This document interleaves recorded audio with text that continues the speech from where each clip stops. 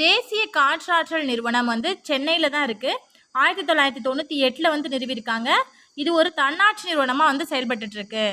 இந்தியாவோட முதல் பருத்தி நெசவாலை 1818 வருஷம் கொல்கத்தா பக்கத்தில் இருக்கக்கூடிய ஃபோர்ட் கிளாஸ்டர் அப்படிங்கிற இடத்துல தான் வந்து தொடங்கியிருக்காங்க. பருத்தியிலிருந்து விதைகளை பிரித்தெடுக்கக்கூடிய முறைக்கு வந்து ஜின்னிங் அப்படின்னு சொல்லி பெயர் இருக்கு. தேசிய சணல் வாரியத்தோட தலைமையகம் கொல்கத்தாவில் அமைஞ்சிருக்கு.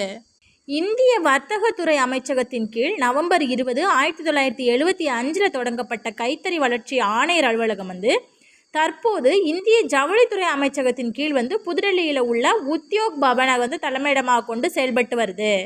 தேசிய செய்திகள் மற்றும் காகித ஆலைகள் வந்து மத்திய பிரதேச மாநிலத்தில் பர்கான்பூர் மாவட்டத்தில் இருக்கக்கூடிய நேபா நகருங்கிற இடத்துல அமைஞ்சிருக்கு.